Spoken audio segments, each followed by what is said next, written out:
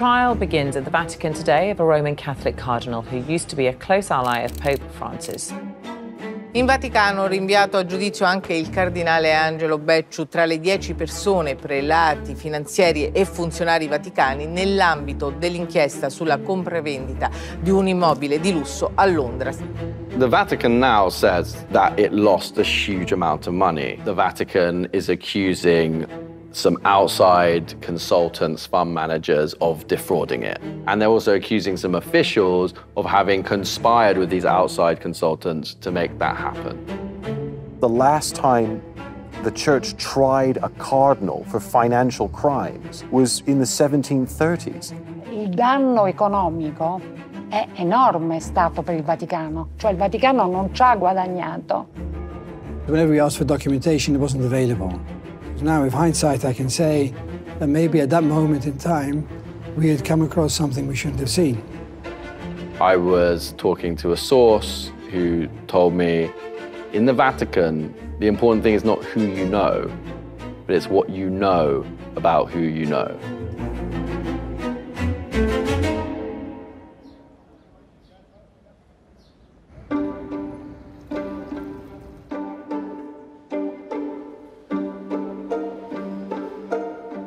This is a story about the difficulty in reconciling an ancient institution with modern transparency and modern standards. Uno scandalo. Hanno fatto cose che non sembrano pulite. È una cosa brutta. Non è bello che succeda questo in Vaticano, ma è stato chiarito dai meccanismi interni che incominciano a funzionare. The future of the church depends on the right decisions being taken. I think of all the people that go to church on the Sunday and put in their little coin for the collection. Some of them are poor people. They're depriving themselves of something important. Well, I think every Catholic who reads a story like this ends up caring because in the end they want to know where their money is going. Catholics expect, and rightly so, the church to hold itself to a much higher moral standard than a corporation or an NGO or even a government. They expect a higher level of accountability. And I think the church is learning some very hard lessons about transparency right now. Ieri fino alle 6:02 mi sentivo amico del Papa, fedele esecutore del Papa, e poi, ecco, il Papa, parlando, mi dice che non ha più fiducia in me. Io avrei commesso atti di peculato. People were stunned. This was one of the most important people in the entire Vatican being forced to step down in a way which has just not happened. È stato liquidato un rapporto tra Papa Francesco e Becciu che durava dal 2013 e lui si lamenta del fatto che gli è stata tagliata la possibilità di diventare anche Papa.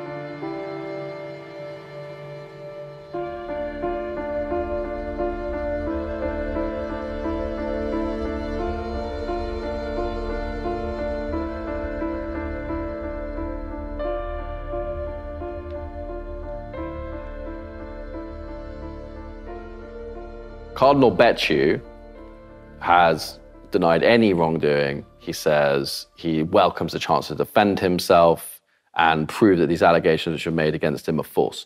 Becciu says that there's a plot against him, there are people conspiring to bring him down. L'affare di Londra nasce come un affare che si prospettava solido, no? Gli è stato prospettato al Vaticano dicendo: ho questo palazzo, non investire da altre parti. Il palazzo è lì, nel centro di Londra. Quello che è insolito è quello che c'è sotto il pelo dell'acqua. You have a fund manager called Raffaele Mincione, used to work at various investment banks, set up a fund management company. That company was the company which these Vatican officials decided to give money to. I don't think we'd ever written about them before in the Financial Times. I sort of was like, who are these guys? The purchase of a building per se is not suspicious or weird, but the way this one was purchased was, well, very unusual. This was a very strange transaction because this building was bought for £129 million in 2012. Flash forward to 2014, the value of the building, the month before the Vatican buys its stake in the building through the fund, is hugely increased. I don't think the way a lot of this business has been conducted with the Vatican would pass the smell test for any investment advisor in London. Certainly no one I know who works in Berkeley Square, and a few of these guys involved in this deal do, would say, oh yeah, this looks like a normal deal. If you're walking down the street in London past that building and you were like, oh, I wonder who owns that, and you went to the British Land Registry, it would be impossible to know that the Vatican owned that building. It's held through a Jersey company, which is then owned by another Jersey company, which is then owned by another Jersey company. And then eventually, shares in that Jersey company were owned by a Luxembourg fund. Ogni volta che si passava da una società all'altra scattavano delle commissioni di questi personaggi che aumentavano e lievitavano come una torta.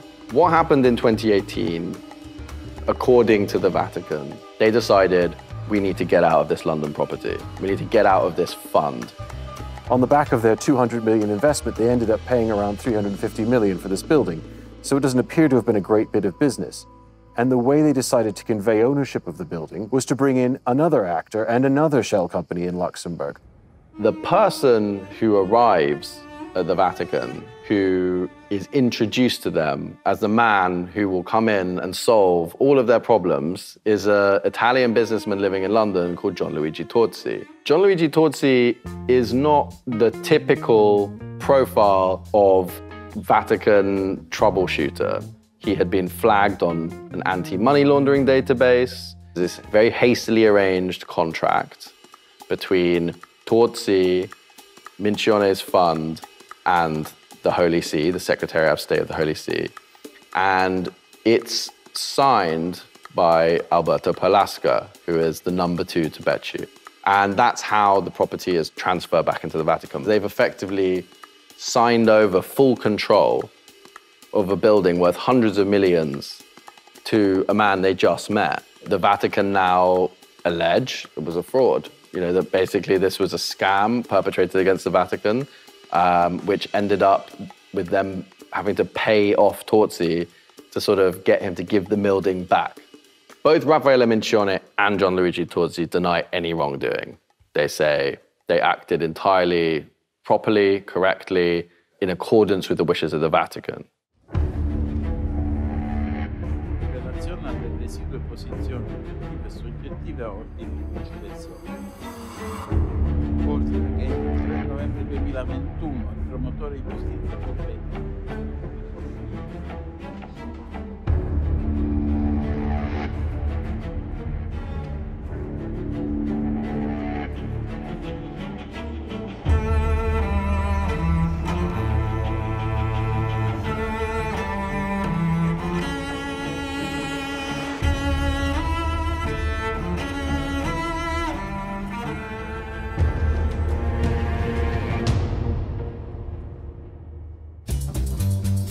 The key question in all of this is how much did any of the people actually giving certain amounts of authority to this deal, how much did they really understand about what was going on? I mean, anyone who's been to the Vatican will instantly be able to see how small it actually is. This is the last absolute monarchy in Europe. It's a tiny place, you know, with a very, very small number of citizens, around 1,000. Sort of way the Vatican is structured is quite hard to understand. You have the Pope, who is absolute monarch, has supreme authority, and then you have various figures underneath the Pope. The case of the Secretary of State, who is the head of the Secretariat of State, you know, that is sort of the Prime Minister of the Pope. And so below the Secretary of State, you have a figure called the Substitute. And in that case, that was Cardinal, then Archbishop, but now Cardinal Becciu. The Sostituto basically has daily contact with the Pope. He's the liaison between the Curia and the Holy Father. He is basically the de facto papal chief of staff. It's Becciu who would have been giving Pope Francis his daily briefings. It's Becciu who would have been the sort of first and last opinion on anything that the Pope heard. Questo vuol dire che il Papa forse si è reso conto di essere poi finito dentro un gioco di specchi che lo ha disorientato anche a lui. E quindi da questo punto di vista la sua reazione è stata addirittura più inflessibile, no? So when you talk about the Secretary of State training its own and having its own in-house culture, Cardinal Becciu really is the most typical version of that. That, you know, he's trained to be a Vatican diplomat. He served in nunciatures in Africa, in different parts of the world. He then was called back to Rome. He worked his way up through the curial ranks to eventually become the number 2 in his own department and arguably the number 2 in the entire Vatican. That he was, and I don't mean this necessarily disparagingly, but very much the company man. I remember we invited him to our office one day to explain how his office worked, and he told us he had 40 people writing the speeches for the Pope in different languages. If you have that sort of a responsibility and power, it's very easy to direct a person in a particular direction. Pope Francis, known as a reformer, he starts signaling the types of financial reforms that he's going to do by bringing in some key individuals. And one of those individuals is the Auditor General, who is Libero Milone, who was a former Deloitte auditor, and he was brought in to check the books, to do a sort of forensic audit of all of the different complicated nooks and crannies in the Vatican. I met the Pope the first time a few days after my appointment, and he told me that he wanted to be constantly informed of what we're doing, so that we would maybe have a meeting every month or 5 weeks or so. But he also said one thing. At every meeting I attended, he would say to me, Dr. Milone, do you still feel independent today? Now I ask myself the question, why did he ask me that question at that time? If you have people coming in, outsiders, who are now acting with the authority of the Pope and can say, you need to open up your books. You need to show me what you're doing here. Like, what's this invoice? What did you spend this on? It sort of starts to ruffle some feathers. We were working in an environment which had no financial culture, and that the people who had been managing most of the issues were clerics. You had priests with no financial training moving hundreds of millions of euros around the world, investing in this, investing in that, handing over to different fund managers, and that is quite a strange situation. There are endowments across the world, vast endowments managing billions of dollars, and for the most part, including sovereign wealth funds, they have professional structures in place and checks and accountability to make sure that the money is being invested in the right way. So, you know, they have a team of professionals who sit on a board, who make sure whenever they invest in anything, it goes through a process, they sign off on it, it's sort of, they check the money is going to the right place, that they're not going to have any problems.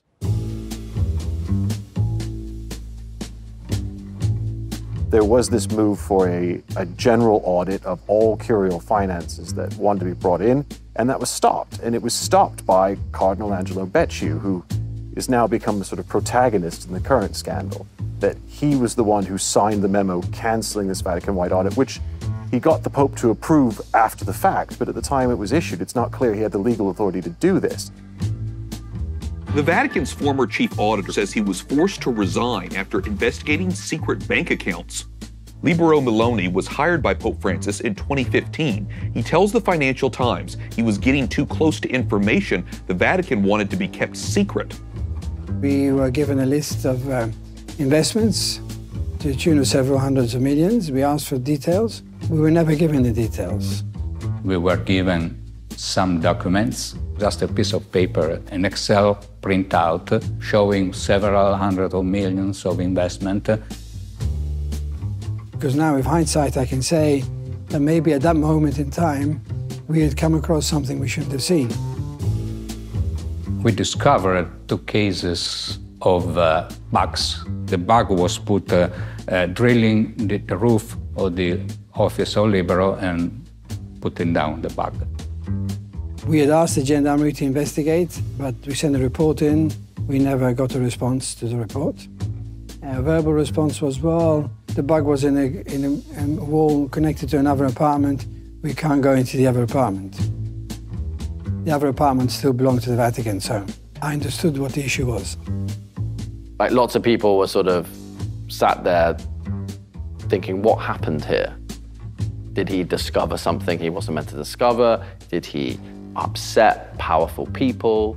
How could an initiative which began by the Vatican trying to say, look, we're modernizing. We brought in someone from outside to look at what we're doing and make sure everything is completely in order. And then a couple of years later, that person is forced to resign. Looked quite odd.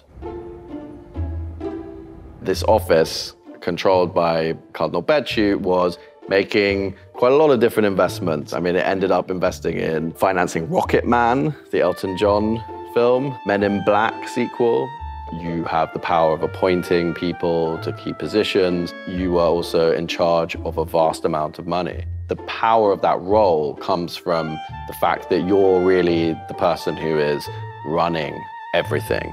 The one which has really got the most attention is this London property, because that's where they say they lost so much money. One of the interesting things to watch has been the progress of the Vatican's financial institutions through its inspections by Moneyval, the Council of Europe's anti-money laundering watchdog. Moneyval is, if you like, the guarantee that you can show to the rest of the world that you are a credible financial center, that your banks, your way of doing business is something that other jurisdictions can have faith in. Quindi Moneyval, secondo me, si era accorta che si era creato questa situazione parallela, creato un allarme altissimo in Vaticano, che Moneyval potesse bocciare addirittura lo Stato, la valutazione dello Stato e con esso della Santa Sede.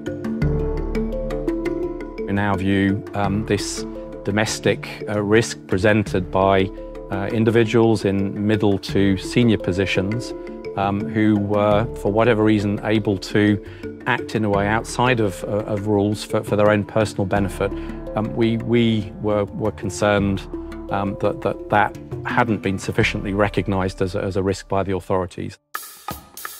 Broadly speaking, the way the financial structure of the Vatican works, you have the Vatican Bank, which is sort of quite famous around the world for things that have happened in the past, but that is very separate to ABSA, which is sort of the Vatican's institutional asset manager.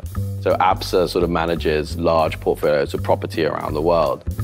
Then in the case of the Secretary of State, the part of the Vatican which Becciu was in charge of, that was managing what's called Peter's Pence, which is a sort of day in the year where the faithful, the Catholic faithful around the world, donate money to the Catholic Church.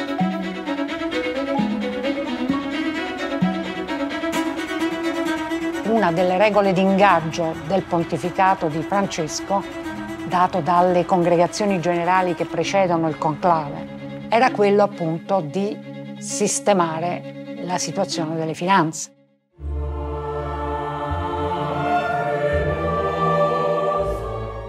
The church has a saying which is Ecclesia semper reformanda. The church is always reforming. I think it's reforming now, and that's not always a painless process. It's really too early to tell if this trial marks a turning point or not. E Papa Francesco ha fatto tutta una serie di interventi legislativi per permettere che la giustizia facesse il suo corso. I don't know that we can predict an outcome. What we can definitely expect, though, is that there will be some kind of result, because you don't go to all of this trouble if you don't intend to see it through to the end. I think what the Vatican is dealing with now is an epochal change. One of the most interesting dynamics at work here under the Francis papacy is that he was elected as an outsider and was expected to bring an outsider's perspective. And I think to a great extent he's remained an outsider, even in his own Vatican.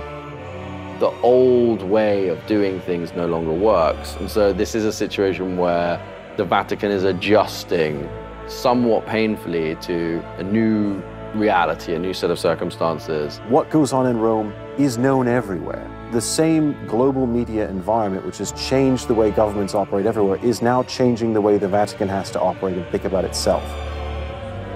The people who are optimistic say that this is the biggest step that's ever been taken, and that this is going to change the entire way business is done inside the Vatican. The pessimists say this is a huge and still unreformed institution where this is only one small part of a hugely complex situation, and that much, much more needs to be done.